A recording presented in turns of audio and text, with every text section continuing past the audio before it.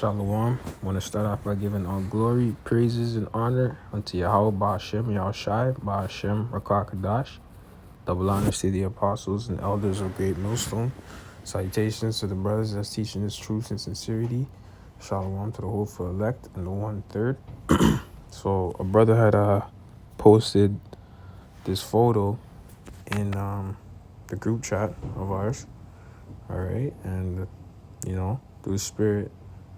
I found it very interesting, I could actually make 2 videos on this, but I'm gonna stick to one topic. Pretty much being within our nation we had warriors within our nation, man. And those warriors were fighting alongside King David, man. And in today's day, all right, those warrior jakes, those would be the Olympians you see on your TV, man. All right, your athletes, your NFL athletes. All right, your NBA athletes. Okay, now all sports really. All right, Jake doing, what do you call it? I wouldn't even call it miraculous, but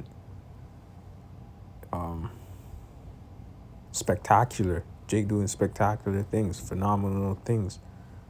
All right, excelling in athletics, man. All right, you see Jake can jump out the roof, man.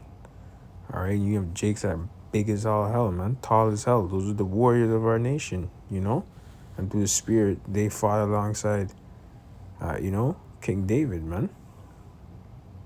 Whoever those men were, man. Right? But obviously they fell away from knowing who they are, man. But everybody comes back in their lot, man. Simple as that. But I just wanted to read this quick. It says Vocab Malone, the pen name of a Christian author and critic, an expert on Hebrew Israelism. All right, he says he's an expert on Hebrew Israelism. So yeah, he can be an expert on Hebrew Israelism. Because what the hell is that? All right, we don't know what that is. All right, we're Hebrew Israelites. We're Israelites according to the Bible, man. You know what I mean? We don't know nothing about Hebrew Israelism. You know what I mean?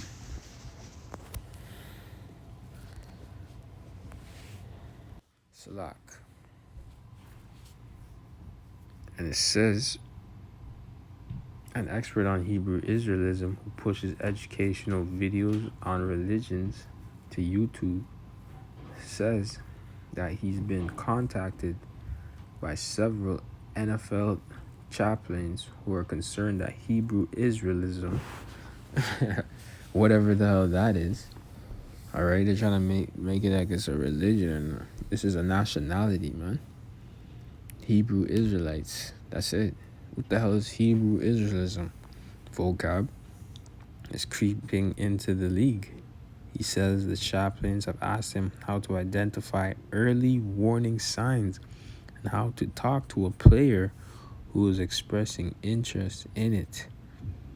All right, how to talk to a player who's expressing interest in the truth. Because really, at the end of the day, they're trying to call it Hebrew Israelism, but it's really the truth, man. Coming to the law, statutes, and nationality, law, statutes, and commandments. Coming back to this truth, man. Knowing who you are according to the scriptures. All right? Submitting yourself unto Yahweh, Hashem, Yahushai, the true Lord. All right? And they have a problem with that, obviously. Right?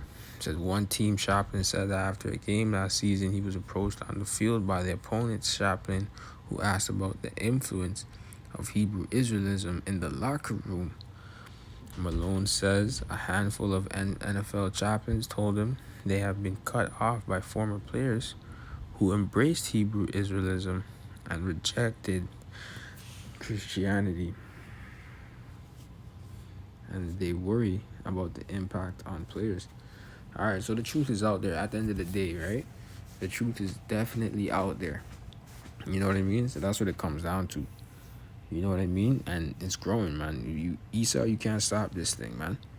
All right, these athletes, these entertainers, they see our videos on YouTube. They know about the truth. They seen the apostles and elders. All right, they know what's going on, man. All right, but a lot of people, a lot of them, they're too far gone into that realm that they can't. If they say the wrong things, man, that's their money supply gone, man, or that's their life. All right, they have the platform to speak and say, yeah, I'm a Hebrew Israelite. You so-called blacks are the Israelites. You should wake up, right? But Esau's not gonna trying to hear that. That's the last thing Esau's trying to hear. All right, and you Jakes, that's the last thing you Jakes are trying to hear. All right, but Esau knows you for sure better not be speaking none of that talks. All right, cause that's your life or that's your money supply, man. No more goodies from Esau, man. All right, all those millions or whatever, you're living good, man. You can't. Esau's gonna take that away, man.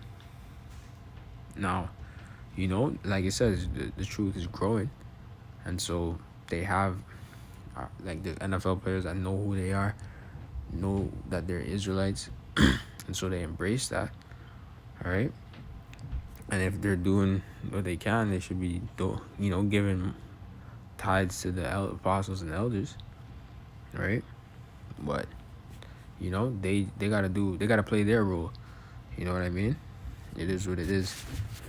All right, but I wanted to get this, man, because you never know, and I'm not to say that we don't have mighty men in the elect, right? Like I'm speaking about brothers that are teaching this truth. All right, men of stature in this truth, and men of different abilities. Some brothers are fast, whatever the hell it might have been, whatever they can do, they train. Obviously, bodily exercise profited little, but all brothers come in different shapes and sizes, man, and whatever gifts that the Most High had given you, and some brothers might be more athletic than some. You know what I mean? But it doesn't matter, because we're gonna get the spiritual powers in the kingdom anyways. All right, and the top physiques and all that change in the twinkling of an eye. But it just goes to show that it doesn't really matter, right? But I wanted to bring this out because some Jakes that you see on TV or whatever, they probably fought alongside King David. You know what I mean? Or the elect that you see, one of those Jakes that you see preaching on the highways and byways, they probably fought along King David. It doesn't really matter, but it's just to show you. You know what I mean? And I'm pretty much bringing out the point of the matter that NFL, those are the warrior Jakes, man. Those are the Jakes that were getting down, man. Because if you really think about sports overall, sports is a form of simulated warfare. All right, it's not full on war, but it's simulated war. You have soccer is the same thing. Basketball is the same thing. You have opponents. You have to play defense. You have to play offense. You have to attack. You have to, you know what I mean? That's what it's all about, right? Simulated warfare. You know what I mean? And it takes a certain mind state to do these things. A certain mental, to go week in and week out to be doing these things. Even if you're fighting, so UFC, all these things, man. You know what I mean? But let me just get this, let me just bring this out. I know it went on a rant, but who cares? Through the Spirit, man. You know what I mean? This is 2 Samuel 23:8. It says, "These be the names of the mighty men whom David had, the Tachmonite that sat in the seat, chief among the captains. The same was Adino the Eznite. He lift up his spear against 800, whom he slew at one time." How the hell? Nah, man. You gotta really take that in, man. The man said he lift up his spear and slew 800 men at one time. So, that was one of the mighty men that was rolling with King David. Come on, man.